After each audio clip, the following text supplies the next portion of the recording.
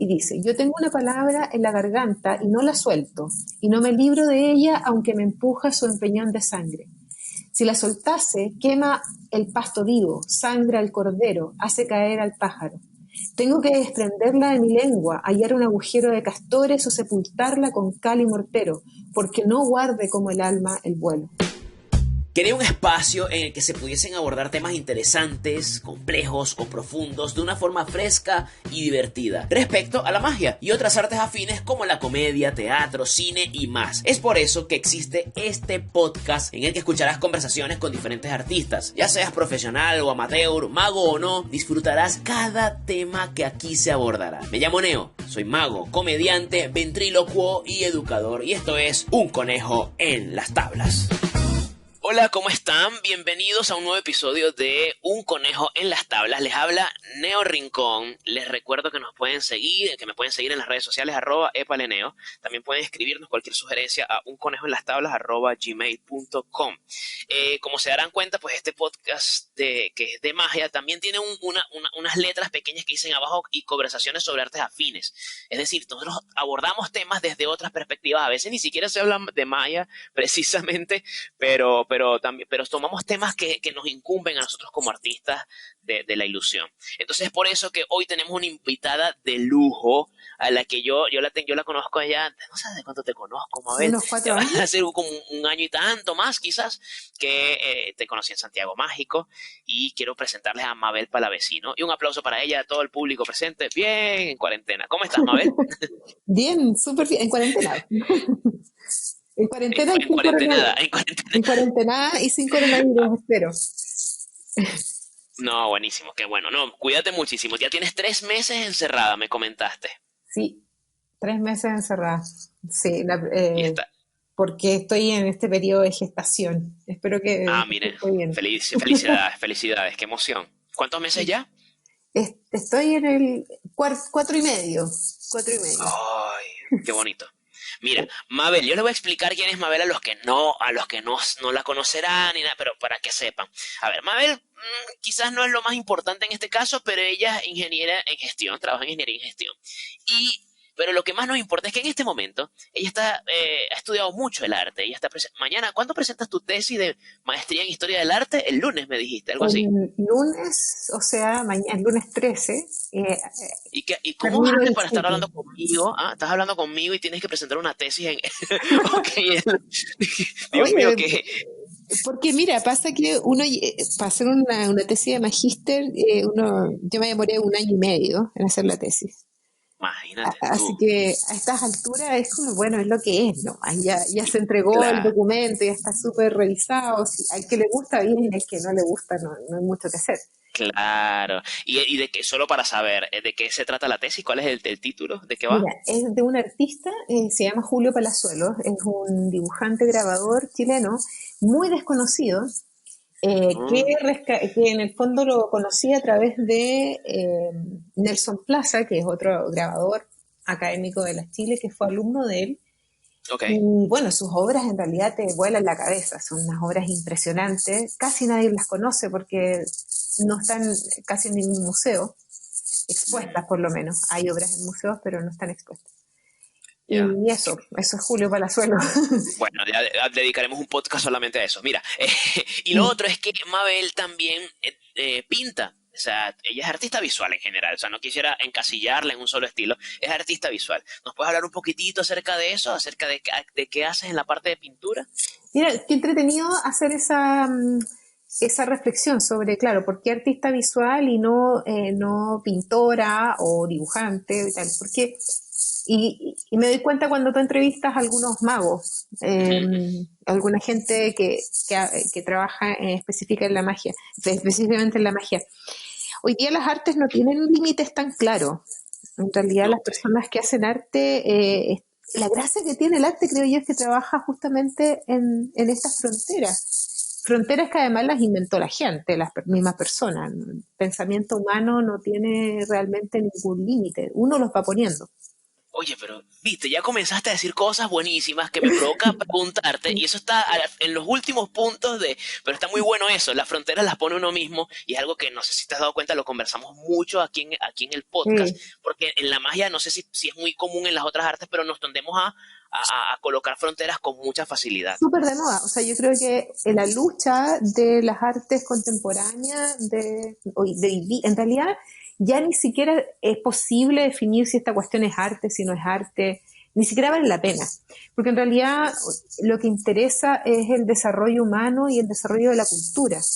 Y si queríamos ir más lejos, el desarrollo humano en equilibrio con todo lo que nos rodea, o sea, básicamente con el mundo natural, etcétera. Y en ese sentido, o sea, si tú te subes a un escenario, te estás subiendo con toda tu corporalidad, con una visualidad, con colores, con palabras que tienen que ver con poéticas del lenguaje, que tienen que ver con lo que está mirando la gente y por supuesto en Claro. el escenario.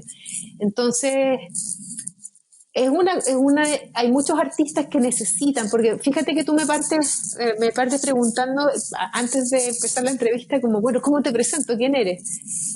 Sí, Y esa es una pregunta muy difícil, porque es una pregunta que se inventó hace poco tiempo. ¿Quién soy? Así, soy lo que hago, soy lo que pienso, soy la forma en que me ven los otros. ¿Quién diantres soy? Así que bueno, para no irme en la bola filosófica, hago hartas cosas y ocupo mucho en términos de las artes visuales, que es lo más fácil, que es básicamente dibujo, pintura, pinto desde que tengo memoria. Creo que la primera vez que salgo posando en un cuadro debo haber tenido 3 años. qué bonito. Y eso, y luego la vida me llevó a estudiar otras disciplinas, que es ingeniería, pero yo creo que uno nunca deja de ser lo que es, así como este niño Gascón, el mago Gascón, ¿cómo Ah, se llama? claro, Gascón, el de lo que tuvimos como un capítulo con él hace unos 2 o 3 capítulos, sí. Él lo explicaba muy bien cuando decía esto que él estudió ingeniería, diseño industrial o ingeniería industrial, pero nunca deja de ser mago. En el fondo uno nunca deja de ser lo que es, porque los seres humanos somos complejos, múltiples. Así que Sí. eso. Mira, y ahora esto que estabas comentando hace un rato lo voy a rescatar acerca de quién eres, quién soy, porque de hecho lo tenemos anotado como lo primero que quería hablar de ti, porque lo leí en una de tus columnas y que hablabas acerca de quién soy. ¿Qué tan importante tú consideras es para el artista saber quién es o tratar de definirlo? Primero, ¿es importante? ¿No es importante? O sea, ¿cómo tú ves eso de responder esa pregunta? ¿Quién soy? Mira, creo que hay una palabra que mi madre me dijo hace poco. Ah, entre paréntesis, perdón. La columna de la que hablas la publico en un canal que es muy entretenido, que se llama Canal Pobrecito Mortal, para que lo vayan a echar un ojo. Eh, Excelente nombre. sí, Me muy, muy entretenido, así que ahí está esa columna. Eh, Mi madre, hace un tiempo atrás, estábamos conversando sobre el conocimiento, la palabra conocimiento, y ella me dice, Mabel, hay una palabra que es todavía más hermosa, que es el discernimiento. Y el ¿Cuál? discernimiento, Disculpa, repítelo. la palabra, el discernimiento, aprender a Ok, discernir, discernimiento. Ya, perfecto. a diferenciar cosas, a observar algo que parece verdad y darte cuenta, bueno, los distintos capas de lo que es real, las distintas dimensiones de las cosas. No es una sola dimensión. Y aprender a mirar el conjunto es lo entretenido. Entonces, discernir lo que uno es o lo que uno está haciendo en un momento determinado, yo creo que es súper importante. No, yo, yo creo que es fundamental que las personas sepan eh, o reflexionen el momento en el que están. Y fíjate lo que digo, es como una cuestión temporal, no es solamente una definición. Yo estoy en un momento de la vida que a lo mejor retrospectivamente la voy a mirar en 5 años más y me voy a dar cuenta que estaba transformándome en escultor, por ejemplo, Ok. o me estoy transformando en mago. Pero en el momento en el que estoy, soy quizás estudiante y soy vendedor de AFP, soy vendedor de cosas en la feria, pero además Sí. soy amigo de mis amigos y hija de mi madre. y pareja de mi pareja. O sea, soy un montón de cosas al mismo tiempo. Ahora, yo creo que para una persona que se dedica al arte, es importante, más que saberlo, más que tener la certidumbre, eh, más que el conocimiento, es la capacidad de discernir entre el momento en el que está, el momento en el que estuvo, y quizás soñar el momento en el que va a estar a futuro. Y aprender a no amarrarse en eso, a reflexionar sobre ese proceso. Yo creo que quizás, a ver si logro verlo de una manera o plasmarlo con mis palabras según lo que te entiendo. Es algo así como dar dos pasos hacia atrás y entenderte a ti mismo en el momento en el que estás y lo que fuiste, ¿no? Y lo que posiblemente vas a hacer, entenderte como parte de un camino al que vas y Sí, que no es un fin. totalmente. Y yo creo que eso es súper importante para que uno no se estanque, ¿no?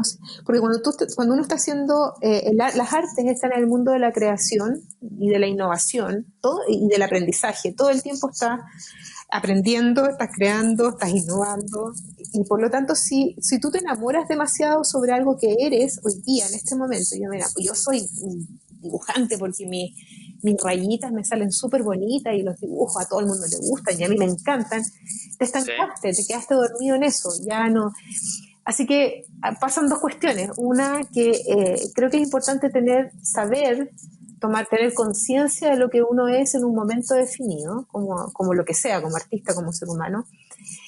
No perder la capacidad de asombro para poder moverte hacia otras dimensiones, ir cambiando. Si eso sucede, entonces ya te empiezas a copiar a ti mismo y pierdes un poco esa característica que yo creo que es fundamental en una persona que hace arte, que es crear. Tiene que Claro, crear, tiene que gestar cosas nuevas. No a te- ver, Mabel, pero una cosita aquí que me inquieta a mí, porque yo constantemente, por ejemplo, y hablo desde mí, no me gusta estar hablando de mí en los podcasts, te darás cuenta, pero es el ejemplo que se me viene a la mente. Si yo, por ejemplo, yo quiero aprender a tocar, qué sé yo, armónica, quiero aprender a tocar armónica, yo toco la guitarra a los golpes, pero la toco, pero quiero aprender a tocar armónica. Uno, o sea, hay algo a lo que uno se tiene que enfrentar, un artista que ya está, digamos que avanzado en otra arte, y cuando va a abordar algo desde cero, es a la lucha contra su propio ego, porque uno como que se acostumbra al hecho de que, a ver, ya, yo sé que yo me monto en un escenario con unas cartas y me va a ir bien lo más probable, ¿no? Pero ahora tengo que comenzar desde cero y que me vaya mal con la armónica. No sé si me explico. Es ¿Ves? que yo creo que eso es lo más difícil y lo más lindo. Y además tiene que ver con la vida misma. O sea, si uno aprende a manejar justamente ese pánico escénico, si uno aprende a conversar con su ego y a sobrellevarlo, no solamente te preparas para avanzar en tu propia disciplina, en tus propios artes, te preparas también para hacer cosas completamente distintas, te preparas para tu propia vida, para tus propias frustraciones. Bueno, Claro. uno no sabe, tú a lo mejor escuchaba a otros magos, se me olvidó el nombre, que estaba en Colombia, creo, eh, que él hablaba de este permanente, de que los juegos tú los pruebas en el escenario, no sé si estoy parafraseando bien lo que él dijo, pero que los necesitas probar en el escenario, que no son posibles de abstraer. No puedes, ¿cómo se llama?, pensar que estás ajeno al público y lo terminas, y que él decía que lo terminas construyendo con el público. Ujú. Eh, y por lo tanto hay mucho ensayo y error en eso, de ir probando qué es lo que funciona, qué es lo que no funciona. Claro Sí, que ahí hay exacto. un trabajo con el ego y eso pasa en todas las disciplinas artísticas y en todos los procesos creativos. Hay artistas súper famosos como Picasso que se entretenía llevando al punto culmine una temática que sería el cubismo, la llevaba así la explota el cubismo y después se aburre y se va al cubismo. Listo, se acabó el cubismo para Picasso. Claro, Y te así fue entiendo. nomás, y ya está. Y lo que lo hace fantástico a Picasso, extraordinario, y lo que para muchos artistas significa como el artista del siglo XX, es justamente esa capacidad que tuvo de no enamorarse de su obra, sino que ir enamorándose de estos procesos y después cambiar. Entonces es interminable, interminablemente maravilloso. Lo que Ahora, ¿Mm? nunca se comienza de cero en la próxima. O sea, si ya tú has avanzado y has aprendido y te has conocido y te has golpeado aprendiendo ya un estilo, cuando comienzas otro, pues si bien no tienes los conocimientos, sí tienes el autoconocimiento y quizás eso te permita avanzar más rápido, aunque no sé si la rapidez sea algo que le interese al artista genuino. Pero de todas maneras lo que tú dices es como se llama, fundamental y tiene que ver con eso del autoconocimiento y el que, ok, a lo mejor no, yo no tengo una declaración sobre lo que soy, esto es lo que soy como artista, pero Mm, sí sé lo que sé y también sé que hay cosas que no sé, esto que decía Sócrates ahí.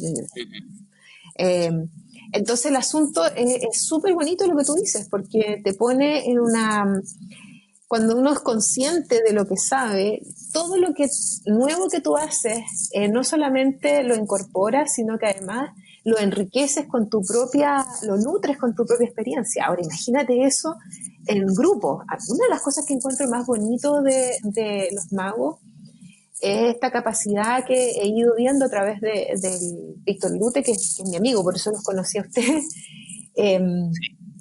Eh, de ir viendo esta capacidad que tienen de súper disciplinada de juntarse y estudiar magia. sí, Entonces, ciertamente. y eso pasa con pocas personas, debería suceder, pasa en todas las disciplinas, pero nunca son muchos la gente que se toma ese espacio. Imagínate lo que es cuando tú puedes crear ese espacio, que seguramente les pasa a ustedes, donde Ujú, tienes mucha gente que llegan con sus conocimientos, que están queriendo aprender cosas nuevas, de claro. sorprenderse con lo que el otro trae. O sea, yo, bueno, ¿qué te pregunto a ti? Si tú lo vives seguramente todo el tiempo cuando te Sí, juntas sí, lo que sí, puedes. en la magia por fortuna se vive, no es una constante. Es que yo creo que es un tema de, esto lo he hablado con muchos magos, es un tema de proporciones. Si tú vas y te reúnes con el gremio de los guitarristas clásicos, ellos será un grupo muy reducido el que se reúne para estudiar juntos y avanzar juntos, ¿no? Entonces, bueno, en la magia pasa algo similar. Hay Sí, una proporción que quizás no es la mayoría, obviamente, pero sí es como que una constante. Da igual, por ejemplo, yo en este momento, por la cuarentena, estoy metido como en 3 grupos de estudio de magia. ¿Por qué? Porque los magos están en sus casas, claro. primero sin pega, o sea, y segundo, como que no saben qué hacer. Bueno, vamos a aprovechar el tiempo y vamos a profundizar aún más. Cosa que se agradece porque es algo que no siempre se vio de esa manera, ¿no? El profundizar en la magia, hablar más allá de la técnica, que es importante, pero más allá de eso, ir a otro nivel, ir más hacia adentro, hacia nosotros. Entonces eso es muy lindo, sí, tienes razón. Yo sí creo que el mago en ese Y, sentido es muy disciplinado, y sí. pasa también en otras disciplinas. Yo lo veo también con mi pareja, con Nelson, que como te decía antes, él es artista, grabador, profe Ujú, también, y ujú. él tiene su grupo de profesores con los que hacen grabado y le enseñan grabado en la Universidad de Chile. Y Ok, es muy inspirador escucharlos hablar a ellos de grabado, organizarse y enfrentar esta contingencia, por ejemplo. Es súper ya, inspirador ver cómo tratan de resolver las situaciones de tratar de enseñarle a los jóvenes, mantener, entusiasmarlos a pesar de la distancia. Sobre todo que pasa algo muy parecido a lo que les puede pasar a ustedes que están dentro de las artes escénicas, que ujú, normalmente son expresiones que requieren ciertas infraestructuras. Así como ustedes requieren público, un grabador requiere una prensa. claro, Y no todos tienen prensa en su casa. ¿Quién puede tener una prensa en su casa? claro, Es que claro, son claro, cuestiones gigantes, caras, difíciles de manejar. Y aunque la tuvieras, si no eres profesional, no la vas a saber manejar tampoco, no vas a poder hacer nada con ella. Necesitas químicos, un montón de cuestiones.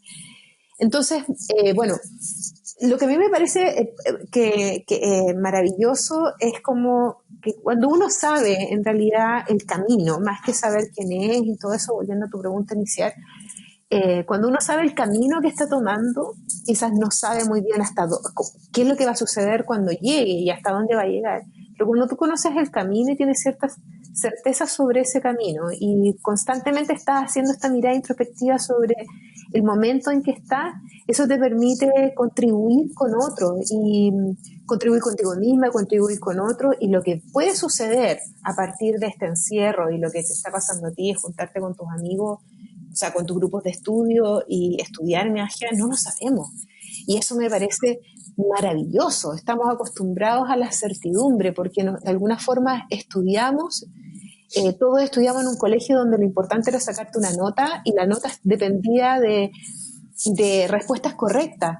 Pero estamos enfrentando una cuestión donde no tenemos una respuesta correcta, no solamente por el coronavirus, sino que porque el mundo entero está viviendo una situación ecológica, ambiental, cultural, valórica, que realmente lo está llevando a un límite y no tenemos una respuesta.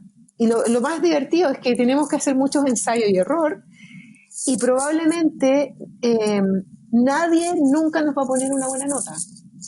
Cierto. Porque la única buena nota que a lo mejor nos van a poner son nuestros hijos. Porque así debería ser. A ver, y esto ya estoy hablando como educador, ¿no? Educador de profesión. Es que ya, esto lo digo, ya me van a crucificar en el gremio, pero es que las notas es lo mejorcito que tenemos quizás, pero no es bueno. O sea, no es algo que nos educamos en función de un premio, de que algo está bien o está mal, cuando en realidad hay tantos matices, y yo creo que hoy día necesitamos ver en matices. Necesitamos entender que no es blanco y negro, ¿no? No es el yin y el yang, es el gris.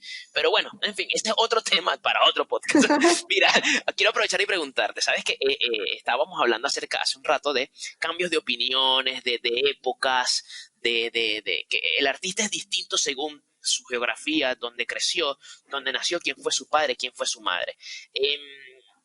Eso claramente influye, eso lo sabemos, ¿bien? Pero sabes que hay un tema que es un poco delicado. Por ejemplo, el trabajo de artistas que han sido de una u otra forma, que han crecido en situaciones precarias, difíciles y duras.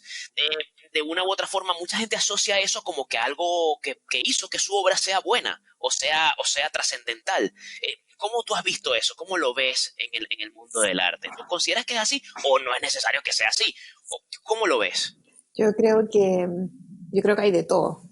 Hay de todo. O sea, hay ejemplos clarísimos sobre tipos que fueron muy acomodados y brillantes en su obra, y gente cuya precariedad la llevó a ser todavía igual de brillante o más brillante.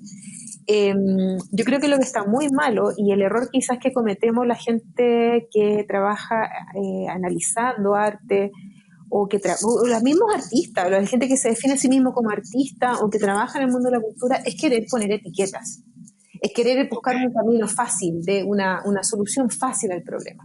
Eso es muy de nuestra cultura industrializada, donde necesitamos y tenemos como que la urgencia de meter a la gente en algún envase. ¿Puedes darme un ejemplo para entenderte mejor? ¿A qué te refieres con etiquetar? En este contexto que hablamos, ¿a qué te refieres con etiquetar? Por ejemplo,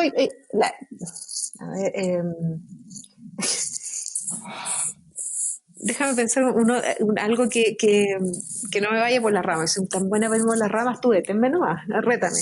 No te preocupes, sabes que, bueno, ya yo lo hago, y los entrevistos saben que yo trato de controlar un poco pero bien, lo que quiero es, claro, porque me hablas acerca de etiquetar a una sociedad, claro, que por supuesto necesita buscar soluciones, claro. Mira, me refiero con las etiquetas de cuando alguien dice que, oye, un artista que nace desde lo precario, desde la dificultad, es un tipo esforzado y llega al éxito.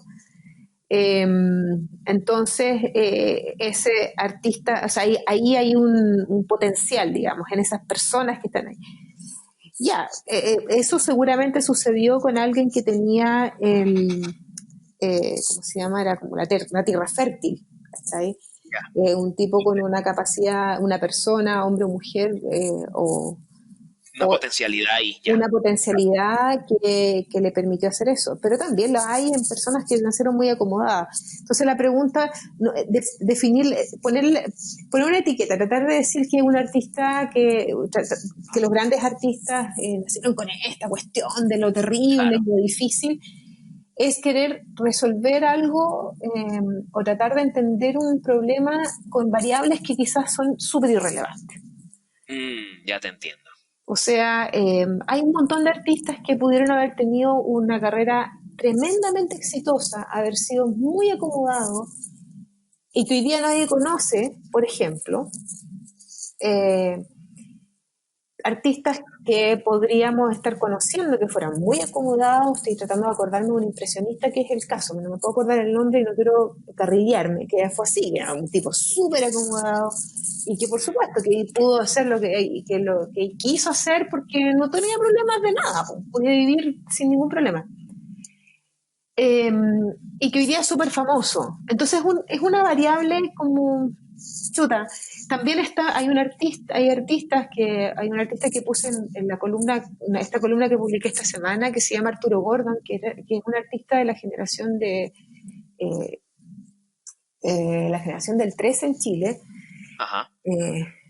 Oye, del 13, yo soy súper buena para cantinflear, así que perdona a todos los No, no, continúa, peritos de no, la sigue, historia. sigue, sigue, sigue, sigue. Y este tipo esta generación se caracterizaba por ser unos, pero eran miserables, Neo, o sea, eran artistas visuales que no tenían dónde caerse muertos, no tenían un peso y pintaban en lo que podían, pintaban en cartones, pintaban en tela, pintaban en lo que, y son extraordinarios, pero no podemos negar el hecho de que hay artistas que esa precariedad de la vida no es la razón por la que ellos llegaron a ser lo que son, una Ya, generación trascendente, eso no lo es.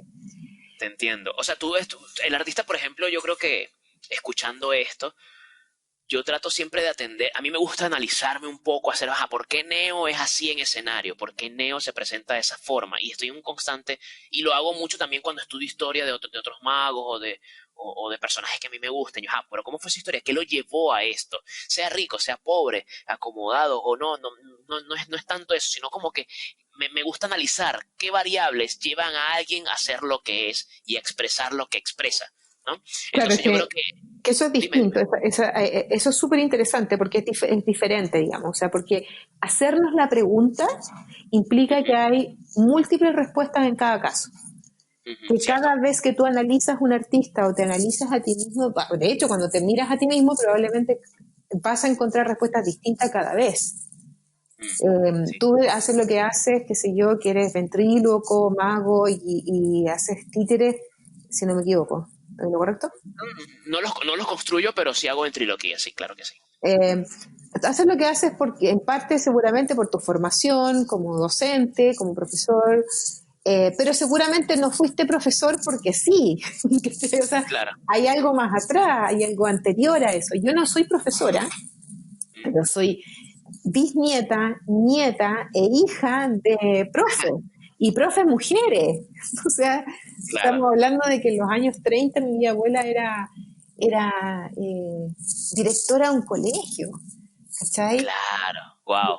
Entonces ya, claro, yo no soy profesora, pero créeme que he pasado más horas en colegio producto de esto, que quizás alguien que estudió pedagogía y que es la primera generación, que es la primera vez que alguien en su familia estudia pedagogía. O sea, Mm, creo yo que pasé por más clases con más profes y hablé con más profes o he visto más profes en mi vida que un montón de gente, que le debe pasar lo mismo a alguien que estudia arte y que su mamá fue artista y que su papá es artista y artista visual o que es doctor y que toda su familia es de doctores.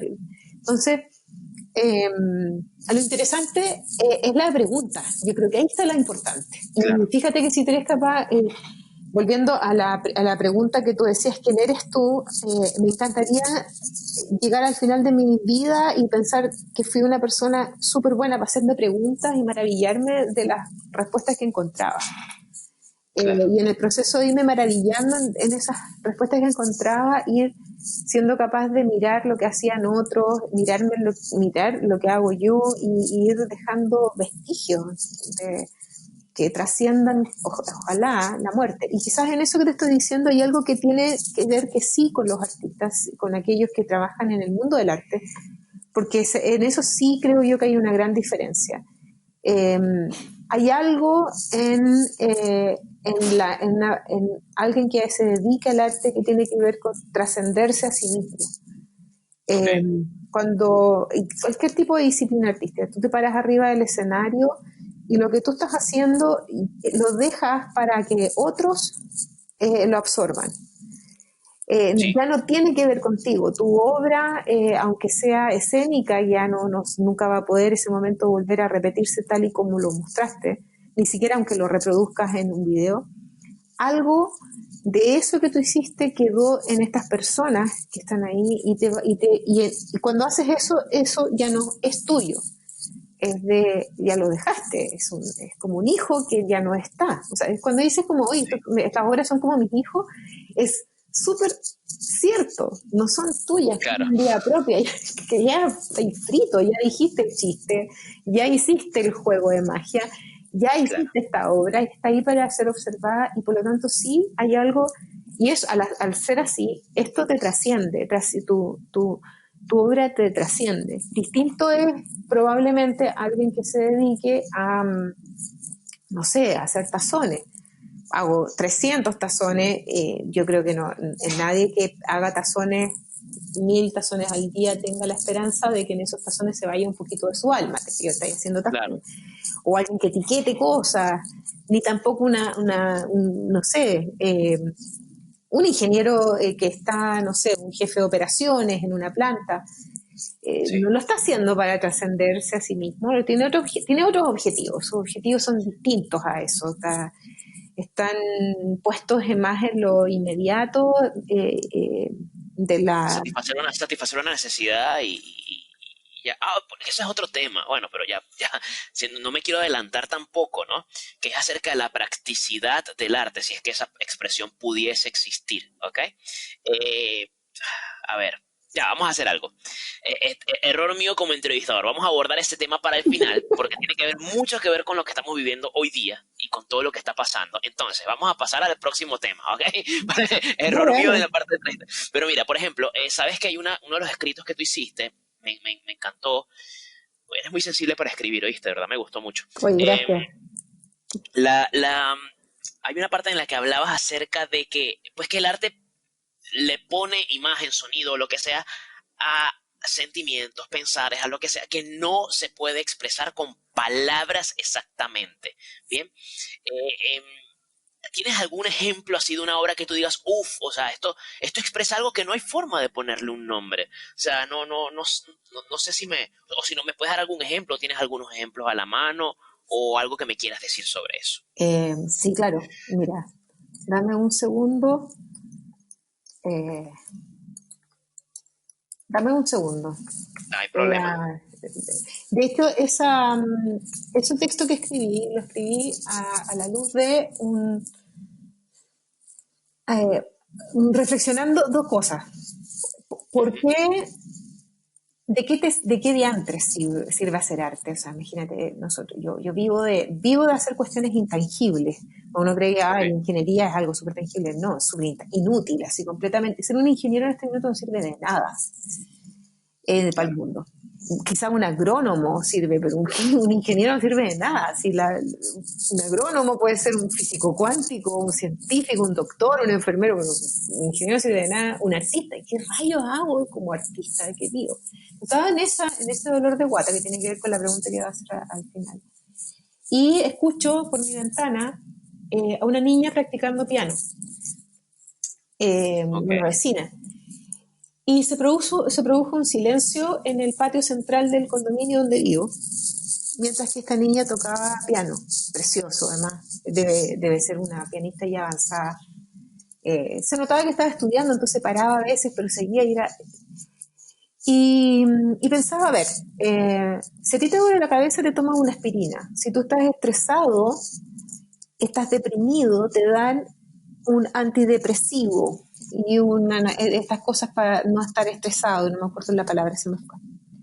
ok, Pero resulta que si yo escucho a esta pianista me provoca el mismo efecto de calma ok. que si me hubiese tomado, se me pasa el dolor de cabeza porque me relajo escuchando esta música en vivo, ojo.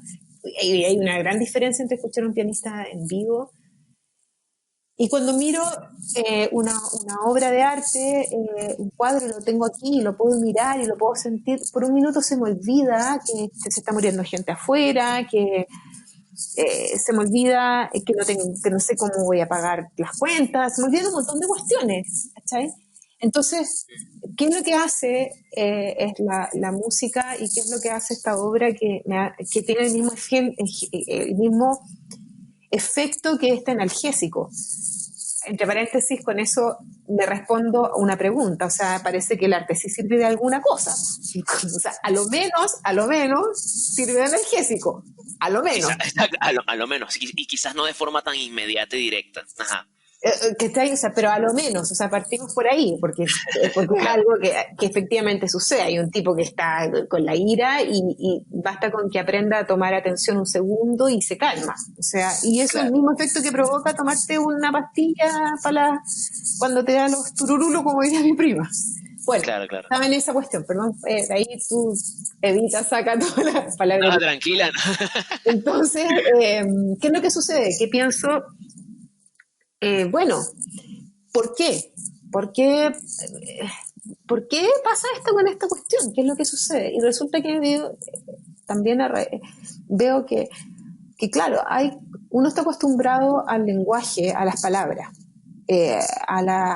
y sobre todo ahora con las redes sociales como a palabras rápidas, así como, oh, la vida es un misterio, descúbrelo, así la filosofía de Facebook, Sí, esta cuestión que sí, exacto. Frases de calendario, sí. frase de calendario, y tú piensas que con eso lo resuelves, pero en el fondo uno sabe que es complejo, como cuando me preguntas quién eres, y chuta, me da un lulo, no sé, oye, yo sé quién soy, pero mira, sé que lo que estoy, y digo, un lulo, y me voy en la bola filosofía que te acaba de hablar.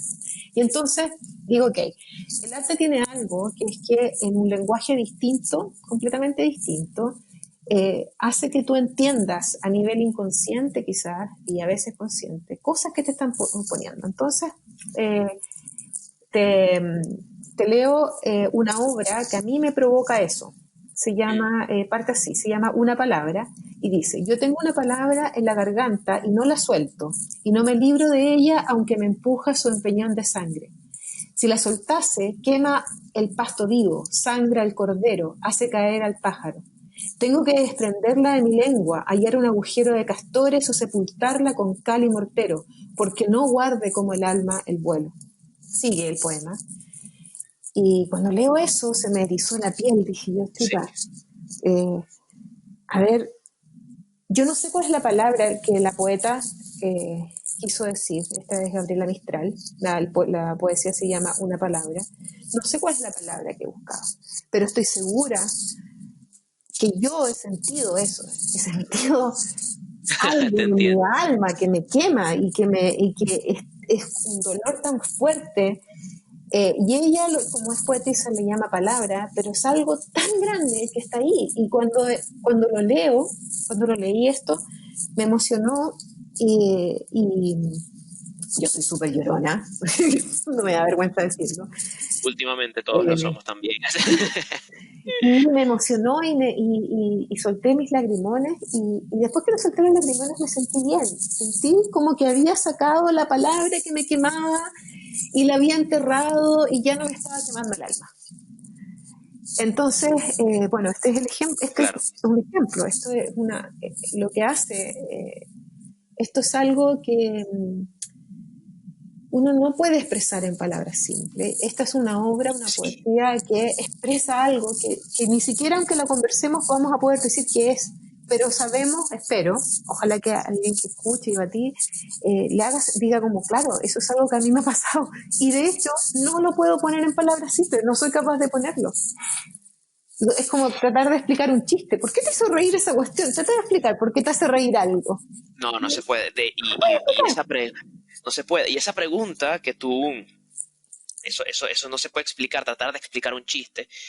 Eso nos lleva a otro punto que me encantaría comentar contigo. También hablabas en ese escrito de que, a ver si te entendí también lo que querías expresar en ese escrito, porque también decías algo de que a veces uno quiere como que sistematizar, descomponer el arte y en el proceso nos rompemos nosotros, ¿no? Claro. Nosotros en comedia tenemos algo, porque también hago stand-up y en comedia tenemos algo y nosotros decimos que el humor no lo puedes diseccionar. En el momento en que el que tú lo abres ya está muerto, no puedes hacerlo, ¿no? Es como que es intocable, es difícil. Por lo tanto, tratar de entenderlo a plenitud, difícilmente lo lograremos algún día. Simplemente hay que hacerlo y ya está, ¿sí? Así como dicen hacer el amor y no la guerra, bueno, hacer el humor y no la guerra. No puedes ir más allá. ¿Consideras tú que es eso? Que estamos ahorita en una necesidad rara de querer sistematizar el arte cuando eso ni siquiera tiene importancia. No sé qué opinas sobre el tema. De hecho, yo creo que llevamos por lo menos un siglo o más tratando de hacer lo mismo, no solamente en el arte, lo estamos tratando de hacer con nuestra vida. Oye, mira, ¿sabes qué? Tú eres profesor, no, cuando tú llegas a trabajar tienes que dedicarte a hacer clases. ¿Quién puede hacer eso? ¿Quién puede dejar sus tripas en la casa e irse a trabajar sin que el dolor que tenga o la alegría que estás viviendo en tu casa, en tu mundo privado, dejarlo afuera? Eso es una cuestión que inventaron, que lo inventó la industrialización, porque necesitaba tener gente obrera que ojalá no pensara ni sintiera, porque lo que les interesaba era que clavaran clavos, que metieran tornillos, pero Claro, las personas somos personas. No nos podemos, claro. es imposible, ¿no? Espérame, es posible, y lo que sucede cuando lo haces es que te rompes. La gente se rompe, y yo creo que somos una sociedad rota. Eh, y hay muchos artistas rotos, artistas que se complican, que están más complicados en tratar de entender dónde están. Oye, soy pintor, soy un mago, o soy un... Imagínate el Lute diciendo, no, sabes que no voy a hacer magia huachaca porque yo soy mago. Y los magos Claro. no hacen esto. Puta, no tendríamos magia huachaca. O sea, habría un montón de cosas que no tendríamos hoy día Quizás flagelarse porque a sí mismo, ¿no? No pensaríamos, sé. Criticarse a ¿cómo? sí mismo, como decir, porque es como, no ¿Cómo? sé, criticarse a sí mismo, como decirte, pero ¿por qué vas a hacer esto si esto no es tal cosa? Deberías hacer, tú eres esto, entonces no lo hagas. Eso te lo dice la lógica, ¿no? Cuando en realidad uno pues tiene que obedecer a lo que siente y ya está. Uno lo que quiere es jugar, o por lo menos hay que buscar eso, por lo menos busco yo. O sea, creo que es una lógica, además creo que es una lógica impuesta a un sistema. Por eso te daba el ejemplo de que esto es algo que viene sucediendo, eh, que sucede a partir de ciertos hitos en el mundo como la industrialización. Antes teníamos otras explicaciones, no es que antes fuera mejor, ojo, o sea, me carga esa gente que piensa como que, ay, volvamos a vivir a los pueblos originarios, o sea, no tampoco seamos tan pavos como va a pensar que todo tipo pasado fue mejor, menos si eres Claro, mujer, o sea, créeme, que tendrías que claro, tener mucha suerte para llegar a una cultura donde no te quisieran matar, castrar o, no sé, vender, ¿cachai? Así que si eres mujer, claro. por favor, no lo hagas, no vayas muy para atrás. Pero, pero esto en particular, este fenómeno de pensar oye, a ver, pero que antes eres, es que eso funciona para un partido de fútbol. ¿Cachai? Que había un entrenador que decía que un DT, un director técnico, que decía que un buen jugador que juega en muchas posiciones es un mal jugador finalmente. No me acuerdo Claro, quién dijo esa cuestión. Y sí, pues funciona muy bien para un partido de fútbol, pero la vida no es un partido de fútbol. ¿Cachai? claro, La vida quizás parece más a todo el sistema del fútbol, a todo, a todo el conjunto completo, hacia al canal de fútbol, a los equipos, a los campeonatos. Y mira lo que sucede, entramos en cuarentena y el fútbol se nos fue a la porquería, no hay más fútbol. claro. Todo el sistema, ¿cachai? Ahí te das cuenta que el fútbol no es un partido, son los hinchas que van al partido, son la gente que estudia para ser árbitro, entonces no funciona que yo crea que la vida necesita un director técnico que me diga, sabes que tu posición es ser delantero o carrilero y no sales más. Oye, no sé por qué estoy hablando de fútbol, yo soy la menos experta de No, fútbol, no, yo tampoco, pero se entiende perfectamente. pero bueno, ahí está, eso me pasa que como que me maravillo con cosas y como a mi pareja le gusta el fútbol, entonces me empiezo a entusiasmar, pues. Ahí No, está. pero está buenísimo. Sí, sí, sí, claro, bueno, entiendo perfectamente. Básicamente lo que dices es, digamos que tenemos que bailar entre una cosa y otra sin apegarnos demasiado a una sola, porque eso digamos que quizás nos limite por nuestra mera condición de ser humanos, de ser No, libres, ¿no? totalmente. Totalmente. Uno de los mejores ejemplos que me pasó a mí en particular es que me tocó hacer un proyecto para cuando recién estaba partiendo mi carrera como ingeniera, en la vida en esa vida, en la vida de ingeniera, hacer un proyecto para una empresa francesa de multiplicación de grano. Ellos básicamente cultivaban choclo y hacían semillas. Y resulta que había que hacer unas cuestiones que se llaman procesos, dibujar unos procesos, es la cosa más fea que a mí se me podía imaginar. Y como yo era artista visual, ¿cachai? Dije, no, esto es demasiado feo, yo no lo voy a hacer así, porque todos los ingenieros con los que trabajábamos en ese minuto trabajaban con unos programas que hacían unas tallarines espantosos, o sea, no creo que no soy capaz de explicarlo con palabras, pero créanme que era muy feo. Entonces, como soy artista visual y trabajo, o me gusta la visualidad, más que fuese artista visual o no, para no ponerme la etiqueta y hacerme caso a mí misma, esta cuestión era fea. Dije, ¿quién puede querer trabajar con esta cosa tan fea? ¿Quién? ¿Quién en el mundo puede querer trabajar en esta cuestión tan fea? Aunque te estén pagando, aunque hay un jefe que te va a putear si no lo hace. ¿Quién puede querer hacerlo? Entonces transformé eso en una cuestión, en unos mapas, literalmente una cosa como un mapa, literalmente un mapa, impresos más grandes, que eran bonitos, así de simple, eran más bonitos, porque aquí no estamos hablando de una obra de arte, estamos hablando de una cuestión que antes era fea y ahora era bonita, que ahora tenía color, que se leían las palabras.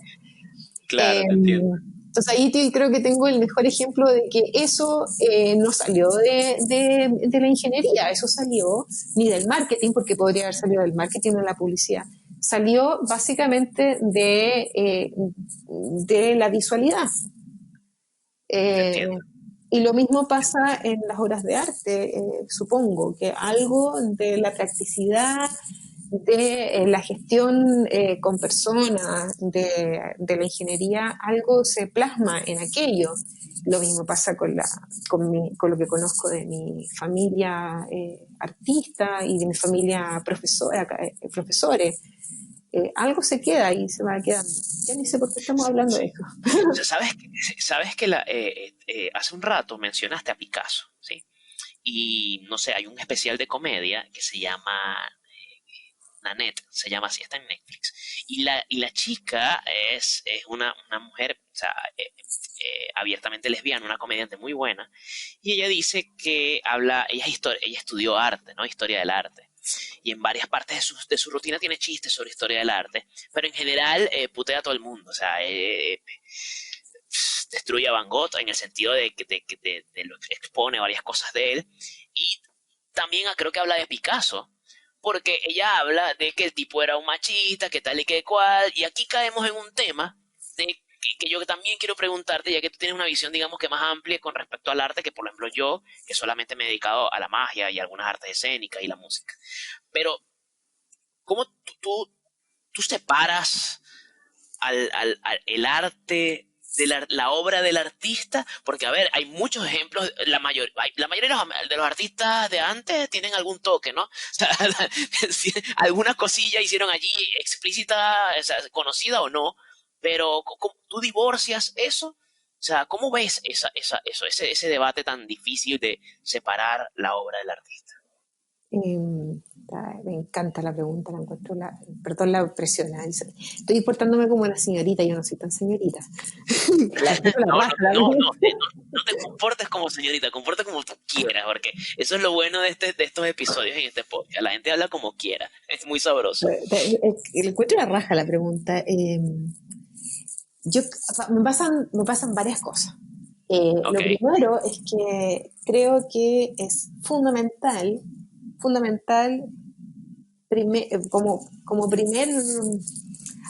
primera aproximación a cualquier cuestión, mirar lo que estás viendo. Estamos hablando de las artes visuales, como, bueno, mira la obra, mírala primero, deja que la obra te hable. Deja que la obra te hable, y eso es muy bonito. Quédate callado, en silencio, mira la obra, mira sus capas, mira sus colores. Como cuando vas al teatro y como, oye, ¿cómo puedes hablar de una obra de teatro si no la has visto? Así que quédate callado, anda la obra, mira la obra, y después conversa sobre la obra. O cuando vas a ver un mago, mira primero al mago, mira los juegos que hace, y después conversa sobre la magia.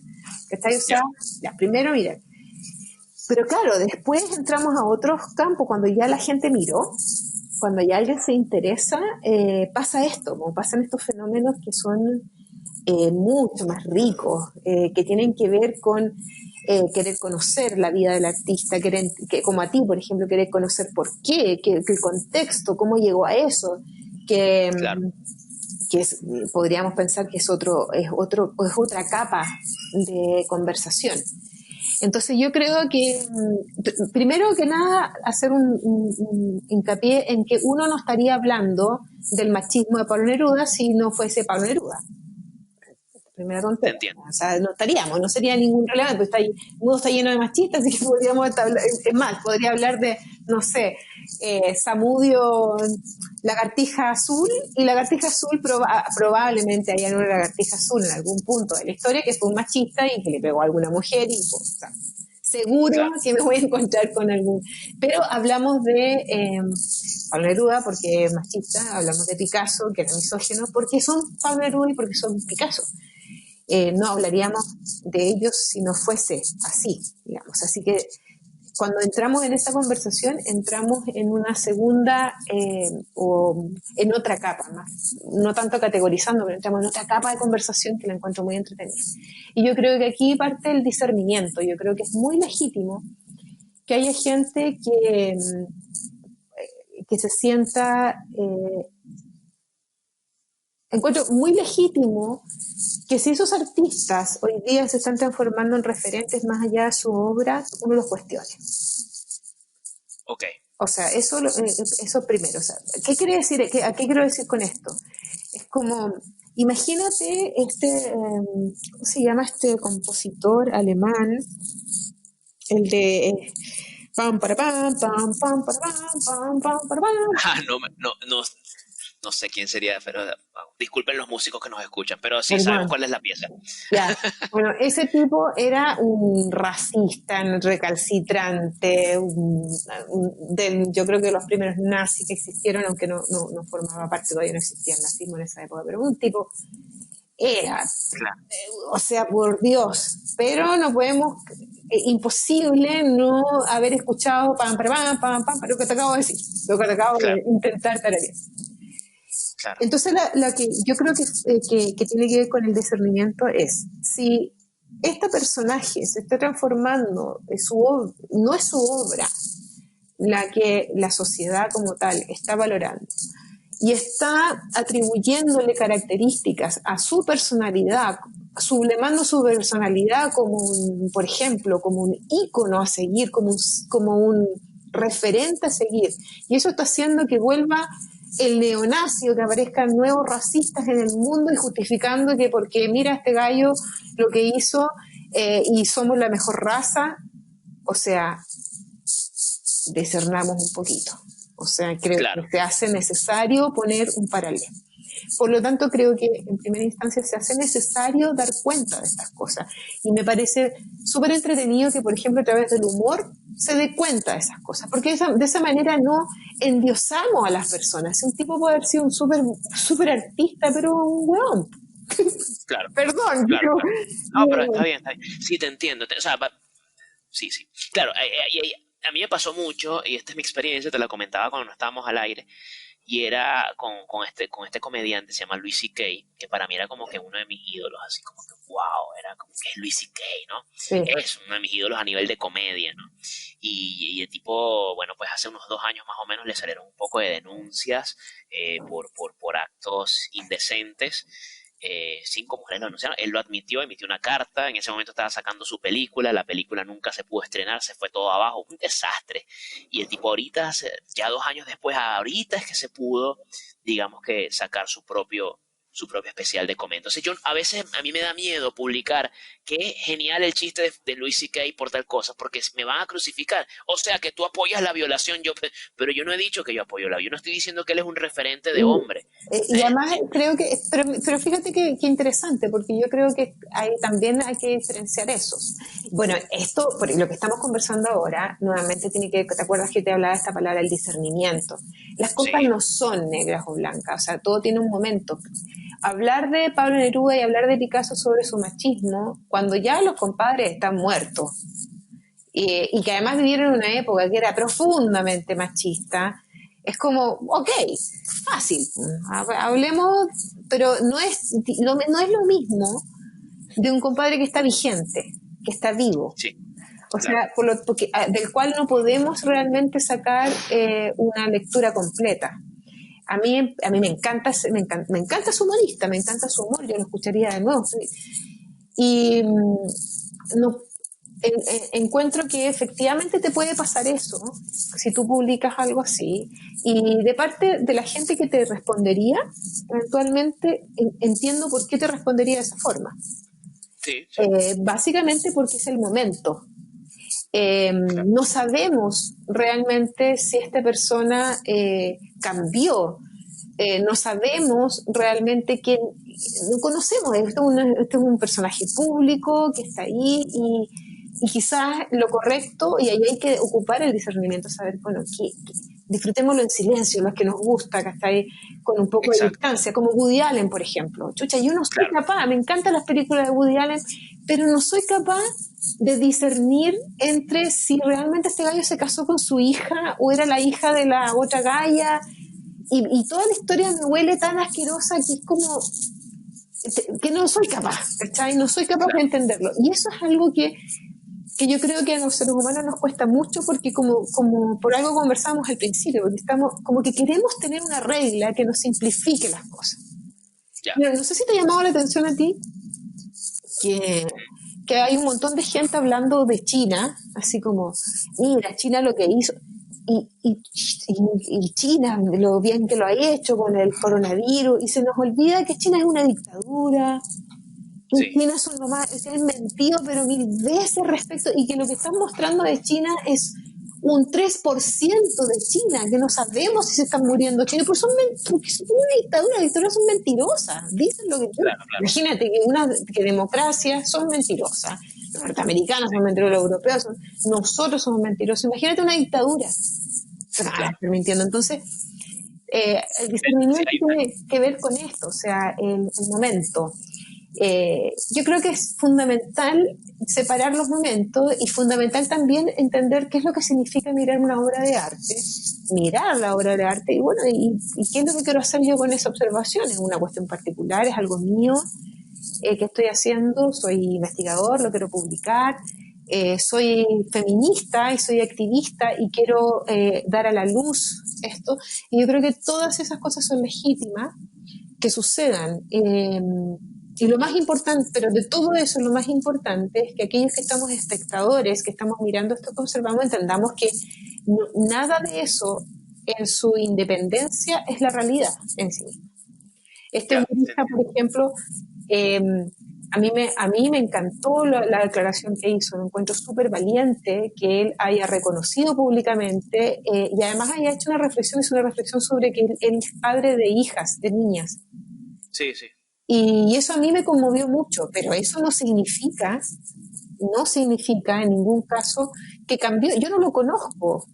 Ahora, Claro. ¿significa que yo no voy a volver a ver su humor? No, todo lo contrario. Lo que tú me contaste que sacó, Claro, ¿no? sí, Quiero, sacó su especial hace poco. Claro, quiero obviamente no por verlo, Netflix, porque le cerraron las puertas en todos lados. seguro. Eh, sí, entonces, sabes que uno también tiene que como que dar dos pasos hacia atrás y tratar de ser objetivo en el asunto.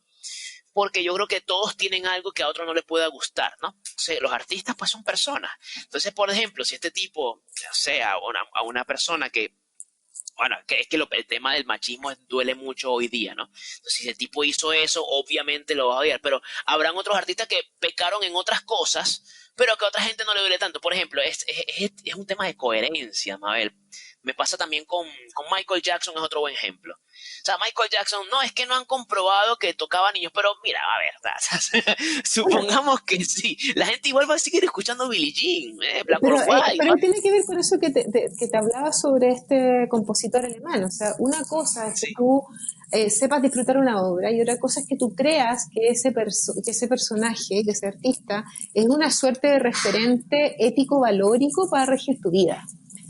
claro. Y hay O sea, yo gente no voy a... así. Eso es lo que, y en eso hay que tener cuidado. Hay gente así, hay gente que cree efectivamente eh, que un tipo, porque es excelente en algo, es un referente en todo, y eso no es Exacto. así.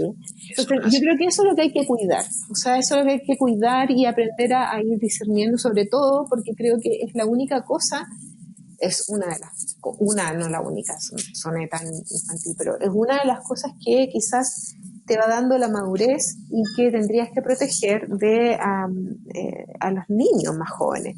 No porque el tipo sea un súper rapero y sea súper bacano y sea súper cool, tiene que regir tu forma de ser, ¿cachai?